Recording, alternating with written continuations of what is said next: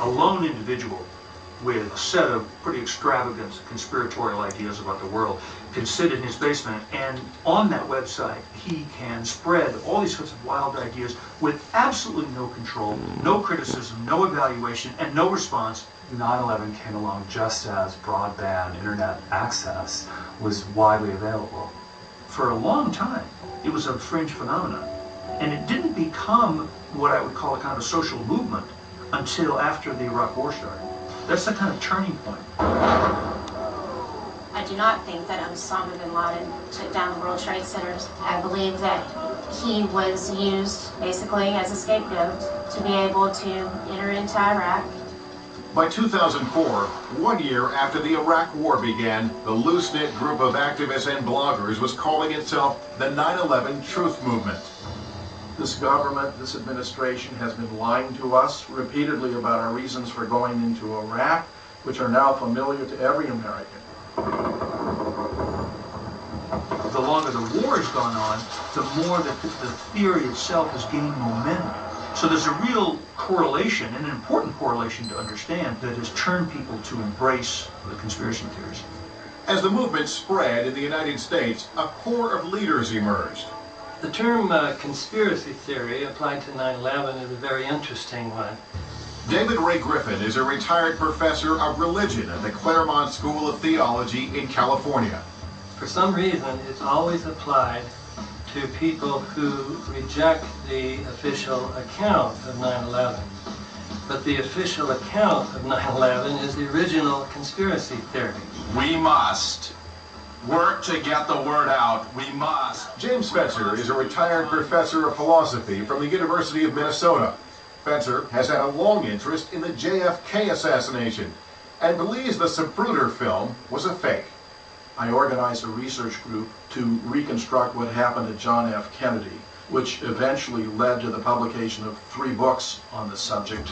In 2005, Spencer founded a group he called Scholars for 9/11 Truth. Griffin is a member, as is writer Webster Tarpley, who once worked for perennial fringe presidential candidate Lyndon LaRouche. Their entire political enterprise depends on the 9/11 myth. So it's therefore incumbent on us to tear down the myth. 9/11 conspiracy theories seem very similar, even though some of the explanations differ, because they follow the same basic model that we've seen for centuries. They don't like ambiguity, they don't like having unanswered questions, so they write these apocalyptic conspiracy theories where they say it really wasn't terrorists from the Middle East who attacked us on 9/11, it was really Dick Cheney and a bunch of his friends from Halliburton. Many of the 9/11 conspiracy theorists focus on the think tank that met in this building on 17th Street in Washington, D.C. during the 1990s. It was called the Project for the New American Century and is cited in the documentary Loose Change. The Project for a New American Century, a neoconservative think tank whose members include Dick Cheney, Cheney, Donald Rumsfeld, Condoleezza Rice, were all participants in this think tank, which envisioned a unique historical opportunity for the United States. As the sole remaining superpower, it could create an empire greater than any the world has ever seen by locating a string of bases worldwide and moving into the Middle East. Oil is central to that. Whoever controls the world's oil essentially controls the world.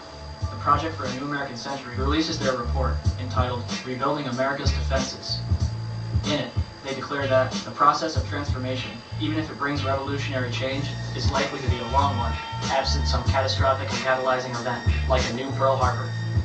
This report, say the conspiracists, provides the pretext behind the 9/11 attacks. I'm the guy who wrote that passage. Thomas Donnelly was a founding member of the Project for the New American Century. He doesn't deny that the policy group had influence, nor is he uncomfortable using the words superpower and empire. Very simply, the idea was that the United States should seize the moment of the post-Cold War period to promote its principles through exercising its power vigorously. The project has been shut down, its existence reduced to a collection of position papers which are posted on a website. Donnelly is often accosted at events by conspiracy buffs who accuse his former think tank of orchestrating the 9/11 attacks. You know, if that weren't such an awful thing to say, I'd say it was almost a funny question. So obviously the answer is no. Demonizing a powerful group of leaders has historically been one method to explain away a huge traumatic event. People who write conspiracy theory narratives tend to want an explanation that matches the size of the phenomena they're looking at. 9/11 was the perfect brainstorm. It seized the public imagination with vivid images and horrific death tolls.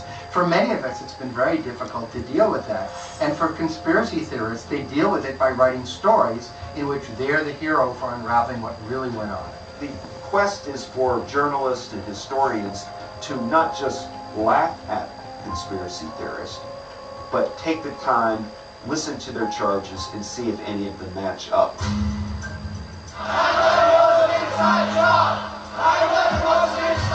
As the self-described truth movement has grown, a younger generation of conspiracy theorists has emerged. We saw a film called Loose Change on the internet, and so that's what initially got us started looking into 9/11. It's time for America to accept 9/11 for what it was. A lie which killed thousands of people, only in turn killing hundreds of thousands more to make billions upon trillions of dollars. There have been dozens of 9/11 conspiracy films, but Loose Change is considered the blockbuster. It began in 2002 as the brainchild of Dylan Avery in the small town of Oneonta, New York. Those that believe the 757 did hit are fueled by the damage path and eyewitness testimony. I was researching 9/11 and I saw a problem. I was 18 years old at the time. I was finishing up high school. Obviously, I saw the events on that day and I accepted them at face value like a lot of other people did. And it wasn't really until May of the next year that I really got to looking into it. And you know, man, with 9/11, the more and more you look into it, it just adds up and adds up. Avery began writing Loose Change as a work of fiction. Best way to describe it is a fictional story in non-fictional times. He then rewrote it as a documentary, editing on his laptop and narrating the film himself. By 2005, he was making DVD copies and digital downloads available online. Later that year, he teamed up with two friends, Corey Rowe, an Army soldier who had served in Iraq in 2003, and Jason Burmis, a graphic designer.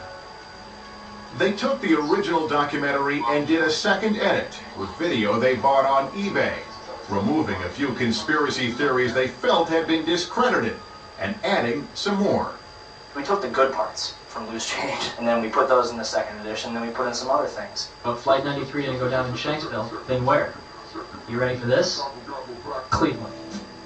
They posted Loose Change second edition on the internet on December 18, 2005.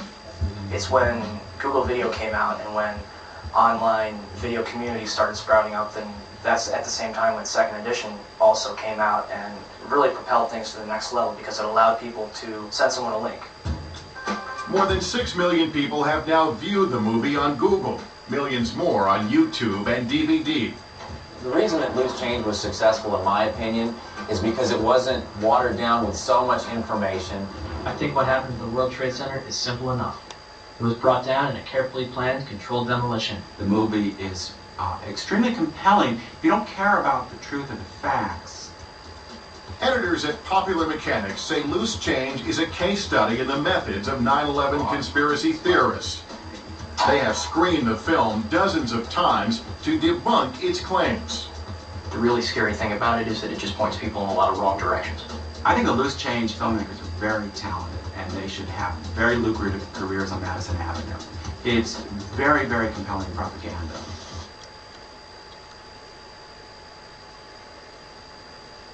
She whispers the cries of the condemned, when the only way out is death. She echoes the commands of monarchs who have ruled her for 1,000 years. She is home to the crown jewels, several ghosts, and countless tales. Uncover the gory and glorious past of the Tower of London and her stories of treachery, torture, and formidable ambition. Tales from the Tower premieres Wednesdays at 7.